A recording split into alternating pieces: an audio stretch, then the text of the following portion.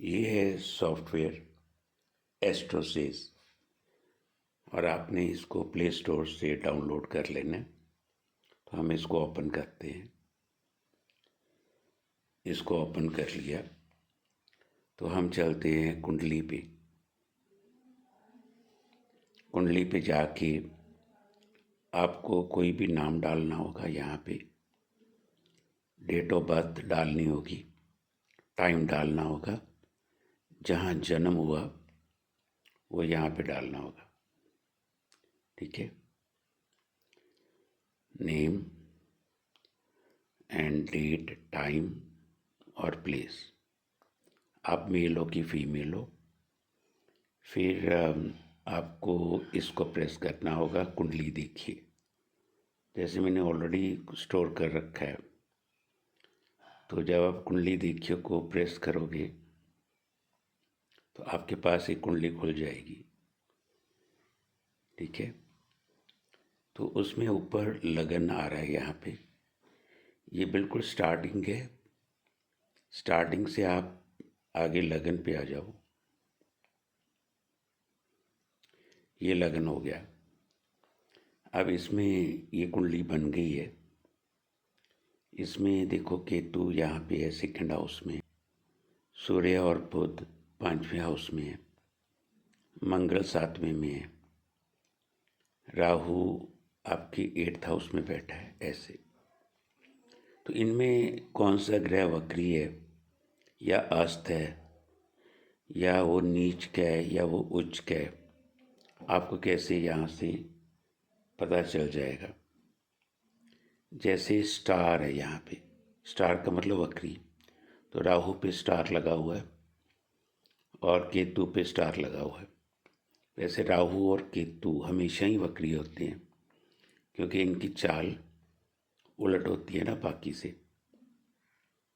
राहु केतु उल्टा चलते हैं बाकियों से। यदि कोई और भी उल्ट चल रहा होगा उस पे भी स्टार आ जाएगा। कोई अस्त तो नहीं हुआ। देखो ये साइन है अस्त का। मैंने बताया था सूर्य के साथ में कोई भी आ जाए। सूर्य के साथ कौन आ गया? बुध। तो बुध हो गया अस्त। तो यहाँ पे हमें पता चल गया कि बुध अस्त हुआ है। कोई उच्च है, उच्च का साइन देखो आप। कहीं पे आपको लगता है कि कोई किसी के साथ में, ये देखो मंगल है, मंगल के साथ डाला हुआ है ऐसे ये एरो, इसका मतलब मंगल उच्च का है। कोई नीच का है, नीच का मुझे नहीं लगता। उच्च का ये देखो चंद्रमा भी उच्च का है, यहाँ पे एरो डला हुआ है। यदि ऊपर वाला एरो होगा तो उच्च, नीचे वाला होगा तो नीच। ओके, तो ऐसे आपके पास कुंडली बन के आ जाएगी। फिर क्या करना है आपने, इसे आगे नमांश आगे चलोगे ये नमांश हो जाएगा। जब भी आपको कोई फलादेश करना है, आपने लगन को देखना है, लगन कैसा है, और साथ में आपको नमांश को भी देखना है। ठीक है, दोनों को देख के ही आप कोई फैसला कर सकते हो। इसके बाद चलते हैं आगे। एक होती है चंद्र कुंडली। चंद्र कुंडली को तब देखते हैं कि आपका मन 12 भाव में, आपका मन कैसे कैसे रहेगा। तो मन पहले हाउस में कैसे है, दूसरे तीसरे चौथे, ऐसे।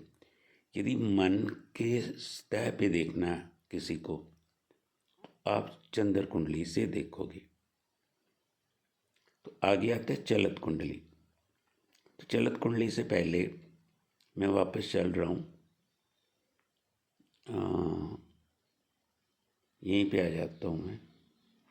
और यदि मैं यहाँ नीचे ऊपर करता हूँ, यहाँ पे डिग्रीज लिखी हुई हैं कि कौन से ग्रह कितनी कितनी डिग्री का है। ये बहुत इम्पोर्टेंट होता है। कोई ग्रह मतलब यदि तो बहुत कम डिग्री है जिसके पास, वो अभी अभी उस हाउस में आया ही है। मतलब 0 से 30 तक होता है ना, तो 0 1 2 तक होगा तो अभी भी आया है। यदि 27, 28, 29 होगा तो वो काफ़ी चल चुका है। तो दोनों केसेस में यदि ग्रह कोई आया ही है या चल चुका है, वो इतने रिजल्ट्स नहीं देता, क्योंकि जब आया ही है उसको बच्चा ग्रह कहते हैं। जब 27, 28, 29 डिग्री हो जाता है तो उसको बूढ़ा ग्रह कहते हैं उस हाउस में। तो ऐसे ये इम्पॉर्टेंट बन जाता है इनकी डिग्रीज, ये कितनी कितनी डिग्री हैं। टोटल डिग्री होती है 30 की। फिर ऐसे हम नमाज देखते हैं, ठीक है, कि नमाज में कैसा है ये। फिर हम चलते हैं चंद्र कुंडली पे, फिर आ जाती चलत कुंडली। तो ये चलत कुंडली कैसी है, इसमें ये पता चलेगा। चलत में होता है कि कोई ग्रह काफ़ी चल चुका है तो उसको अगले हाउस में ले लेते हैं। तो ग्रहों की स्थिति क्या है, ग्रहों की स्थिति भी इम्पोर्टेंट होती है, खास करके लगन और मून के संबंध में। तो ये सारे के सारे वैसे ग्रह दे रखे हैं। तो यहाँ पे उनके अंश दिए हुए हैं, डिग्री दी हुई है। वो जो ग्रह है किस किस राशि में है, वो राशि लिखी हुई है यहाँ, और वो किस नक्षत्र में है।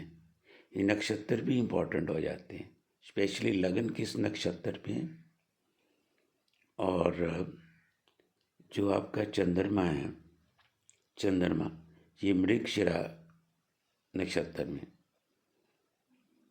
और हर एक नक्षत्र के 4 पद होते हैं, कौन से पद में है वो, जैसे ये चौथे में है, ये कौन से मतलब उसमें है, कौन से पद में, कौन से सेक्शन में। 4 सेक्शन होते हैं एक नक्षत्र की, या 4 चरण कह लो।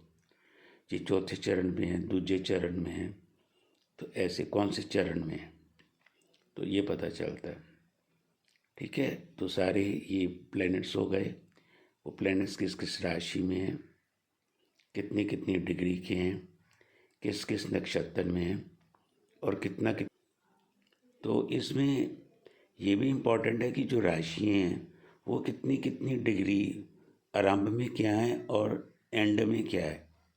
जैसे ये आरंभ में 14 डिग्री से ही एंटर हुई है पहले भाव में, तो 14 से आगे चलते चलते मिड तक तो ये 30 की हो जाएगी, और मिड के बाद में उसमें दूसरी राशि स्टार्ट हो जाएगी, मिथुन के आगे वाली कर्क। तो ऐसे है ये, मतलब ये इसमें दिया हुआ स्टार्ट में कौन सी राशि है, जब उस भाव में एंटर हुई तो कितनी डिग्री की एंटर हुई, तो बिल्कुल मिड में जाके वो कितनी, मिड में उसकी डिग्री कितनी है। कर्क में मिड में 27 डिग्री है, तो 27 के बाद 28, 29, 30 आएगा। फिर कर्क के बाद सिंह राशि स्टार्ट हो जाएगी। तो सिंह राशि जैसे तीसरे भाव में 10 डिग्री है, तो 10 से पहले पहले वो 9 डिग्री इसी में ही चलेगी, सेकंड भाव में। तो 10 से वो तीसरे भाव में 10 डिग्री से शुरू होगी, और भाव के मिड में जाएगी, मिड तक जाती है वो 24 डिग्री तक। तो बाकी की कौन सी राशि आएगी इस भाव में, कन्या राशि। कन्या 6 डिग्री इसमें रहेगी, और 7 से यहाँ से शुरू हो जाएगी। तो ऐसे चलता है ये सब। तो this is very important again. फिर ये जन्म का विवरण आ जाता है सब, कि क्या है, किस नाम वगैरह जो हमने डाले थे वो यहाँ आ जाएंगे। पंचांग देखना हो तो आप यहाँ से देख सकते हो। ये अष्टवर्ग है, ये बहुत इम्पोर्टेंट होता है कि ये सारे प्लेनेट हर एक राशि को कितने कितने नंबर दे रहे हैं। ये राशियों के नंबर हैं। तो पहली राशि में कुल नंबर इतने बन रहे हैं, पहले राशियों में कुल नंबर कितने कितने बन रहे हैं। तो आप देख सकते हो कि कौन सी राशि में नंबर ज़्यादा आ रहे हैं। चौथी राशि में ये देखो 33 नंबर दिए हैं, और सबसे ज़्यादा मुझे लगता है कि 5वीं राशि के पास आ रहे हैं 36 नंबर। तो 5वीं राशि देखो कहाँ पे थी, 5वीं राशि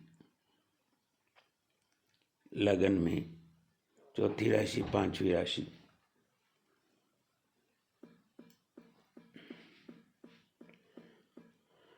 तो पांचवी राशि यहाँ पे थी।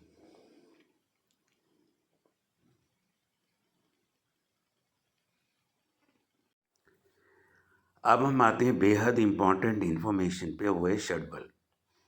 तो इस सॉफ्टवेयर में आपको षटबल मिल जाएगा। ये सारे ग्रह हैं, उनका षटबल दिया हुआ है। जिसका नंबर सबसे कम होगा ना, तो उसका मतलब रैंक सबसे बड़ा है। सबसे बड़ा रैंक इसका है, मंगल का। और उसके बाद शुक्र का रैंक 2 है, चंद्र का रैंक 3 है, और सबसे कम रैंक किसका है, बुध का।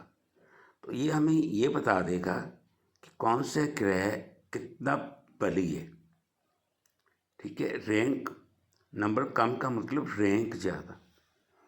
ऐसे ही आपको देखो, यदि आपको कुंडली नहीं भी पढ़नी आती, आप यहीं से अंदाज़ा लगा लोगे कि ये हाउसेस हैं, उनकी ताकत कितनी कितनी है। सबसे ज़्यादा ताकत किसको मिल रही है, 6वें घर को, फर्स्ट रैंक पे। ठीक है, और उसके बाद ताकत किसको मिल रही है, उसके बाद ताकत किसको मिल रही है, ये फर्स्ट हाउस को भी ताकत अच्छी है। और यदि मैं कहूँ तो सबसे कम ताकत किसके पास है, जिसका रैंक 12 है, दूसरा हाउस। और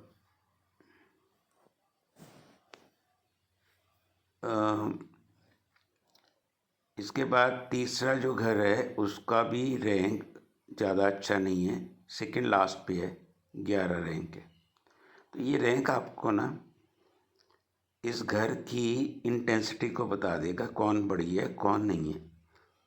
मतलब जो घर खराब है वो कौन से होंगे घर खराब, दूसरा घर सबसे खराब है, उसके बाद तीसरा घर, फिर 8वां घर खराब है, सबसे बढ़िया कौन से, 6वां घर।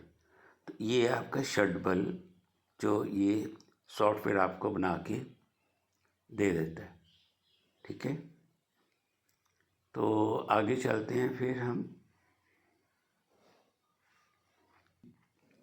समझ आ जाएगी। मैत्री चक्कर है कि फ्रेंड कौन से होते हैं, फ्रेंड और एनिमीज़ का सारा विश्लेषण यहाँ पे